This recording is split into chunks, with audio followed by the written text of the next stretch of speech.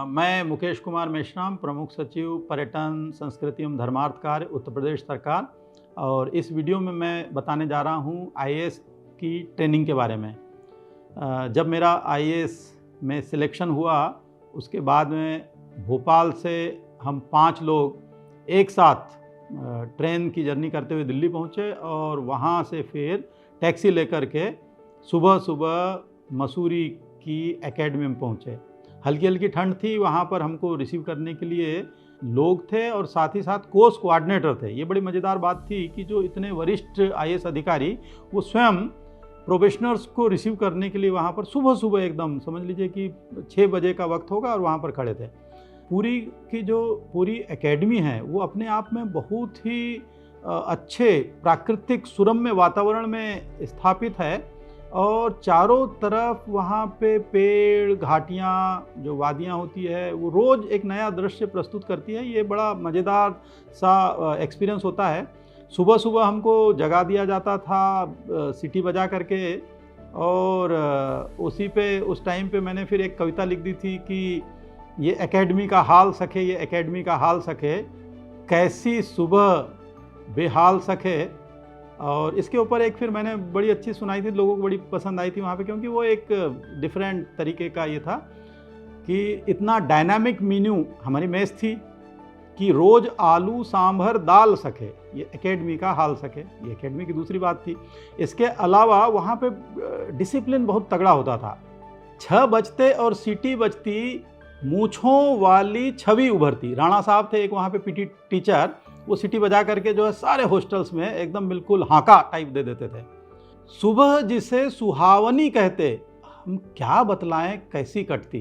तो 6 बजते और सीटी बजती, ये हमारा एक वहाँ का ये था।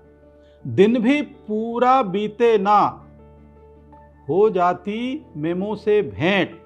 रोज हमारे वहाँ पर जो क्लासरूम में अगर थोड़ा भी लेट आप पहुँचो, एक मेमो मतलब हमारे ड्रॉअर में पड़ा मिलता था। अब तो डिजिटाइज हो गया बहुत सारा, लेकिन जो ये एकेडमी थी, वहाँ के टीचर्स और जो फैकल्टी आती थी वो बड़े लर्नेड होते थे।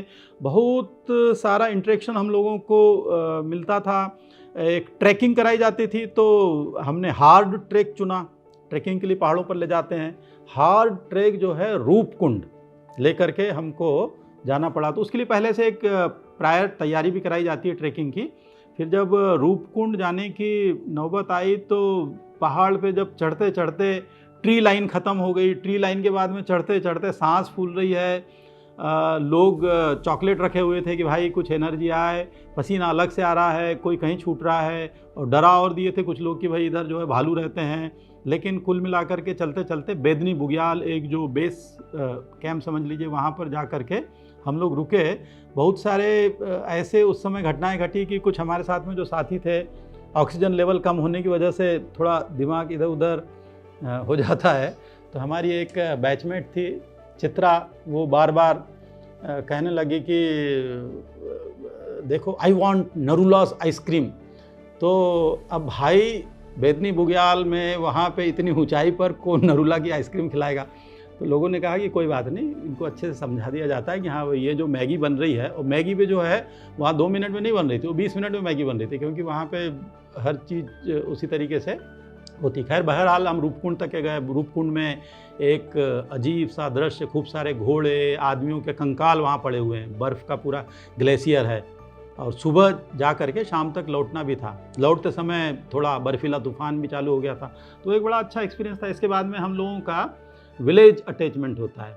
विलेज अटैचमेंट में हमको पलामू ज़िले में, अब झारखंड में आता है, वहाँ पर अटैचमेंट हुआ। 4-5 हमारे जो भी साथी प्रोबेशनर थे, उन सबको एक घने जंगल के अंदर एक गांव में ले जा करके छोड़ दिया गया कि अब आपको एक्चुअल विलेज लाइफ जीनी है यहाँ पे। तो वहाँ पे केवल चावल राशन की दुकान से मिलता था। सब्जियाँ कोई नहीं होती थी।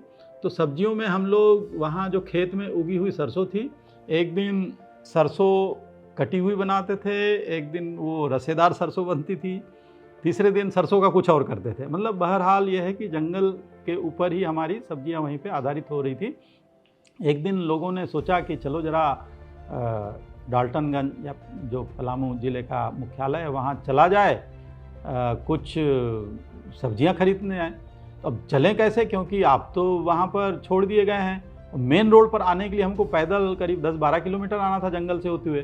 तो कोशिश करते हुए हम 3-4 लोग पैदल वहाँ से मेन रोड पर आएगी, चलो कोई बस मिल जाएगी, लेकिन रास्ते में जंगली हाथियों का झुंड मिल गया और उन्होंने वो दौड़ाया कि जिससे समझ लीजिए कि कोई किधर गिरा, गिरते पड़ते हम वापस आए गांव के अंदर, सांस लिए काफ़ी देर तक के और कहा भैया अब नहीं निकल सकते यहाँ से, तो जो कुछ यहाँ पर है उपलब्ध उसी को ये करो।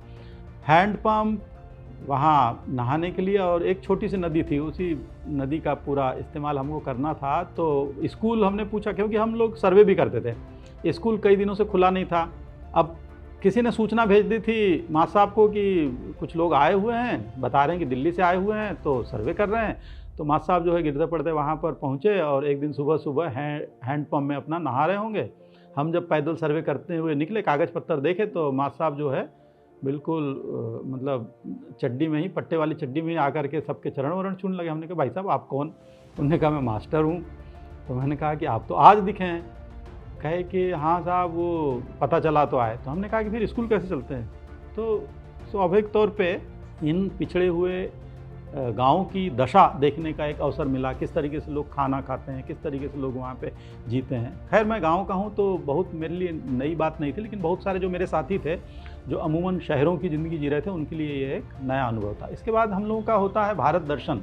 भारत दर्शन में हमको पूरे हिंदुस्तान के अलग अलग इलाकों में ले जाते हैं। वहाँ पे आर्मी अटैचमेंट होता है, नेवी अटैचमेंट होता है, एयरफोर्स के साथ में अटैचमेंट होता है। वो एक बड़ा यूनिक अनुभव होता है। जब एम्बुश करने के लिए, पेट्रोलिंग करने के लिए आर्मी वाले लगाते हैं तो हमको पूंछ बॉर्डर पर ये एम्बुश करने के लिए या पेट्रोलिंग करने के लिए लगाया गया। रात में एकदम अंधेरी रात और चुपचाप सन्नाटे में सब कोई जो है बिना आवाज़ किए हुए जब पूंछ के बॉर्डर पर वहाँ पे खूनी नाला के किनारे किनारे चल रहे थे, तो जो वहाँ पे बॉर्डर पे अक्सर जो बंकर्स होते हैं वहाँ से दोनों साइड से गोलीबारी हो रही थी और हमको कहा गया कि भाई इससे बचते हुए भी चलना है, छिपते हुए भी चलना है आपको। तो काफ़ी मतलब डर भी लग रहा था, लेकिन हमारे आर्मी वाले हैं, फौजी लोग किस तरीके से ज़िंदगी जीते हैं, इतनी ठंड में कैसे बॉर्डर पे वो 24 घंटे पहरा देते हैं, उसका भी हम लोगों को बड़ा अच्छा न केवल नॉलेज हुआ बल्कि एक्सपीरियंस हुआ। ये सेंसिटाइज करने के लिए भी बड़ा ज़रूरी होता है। उसके बाद में फिर हम लोगों का स्टॉक एक्सचेंज के साथ में भी अटैचमेंट होता है, फैक्ट्रीज़ इंडस्ट्रीज़ के साथ में भी होता है। फिर जो हमारे अलग अलग जगहों पे म्यूनसिपल कॉरपोरेशंस होते हैं, जो हमारे विलेज होते हैं, एनजीओज़ होते हैं, उनके साथ में भी हमारा इंटरेक्शन होता है। तो हमको बहुत सारे प्रदेशों में घूमने का, जाने का मौका मिला। तो ये तो 1 साल का पूरा ट्रेनिंग पीरियड होता है जो अमूमन मसूरी एकेडमी और भारत दर्शन के दरमियान देश के अलग अलग हिस्सों में था।